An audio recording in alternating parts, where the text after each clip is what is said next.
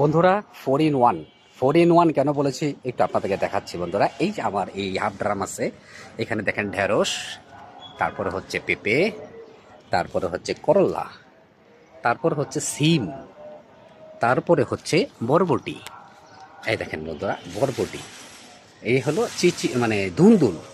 তাহলে আলটিমেটলি 4:1 হলো না, এটা হয়ে গেল 1 2 3 4 5 5 6:1। আমার এখানে একটা ড্রামের ভিতরে 6 রকমের গাছ লাগানো আছে এবং ড্রামটা পুরোপুরি মাটি দিয়ে ভর্তি করা আছে, যাতে খাবারের কোনো সমস্যা হবে না, সব গাছগুলি তার ঠিক মতো বেড়ে যাবে। বন্ধুরা, আমি আপনাদের দেখাবো কিছুদিন পরে। দেখেন পেঁপে, আলহামদুলিল্লাহ কত সুন্দর পেঁপে ধরেছে।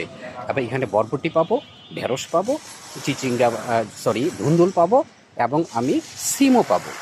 আল্লাহ তাআলা যদি চান অবশ্যই আমাকে এই 5টি ফল এখান থেকে দান করবেন। তো বন্ধুরা, সবাই চেষ্টা করবেন অবশ্যই ফল গাছ লাগাতে। নিশ্চয় আল্লাহ তাআলা আমাদেরকে অবশ্যই ফলন দান করবেন।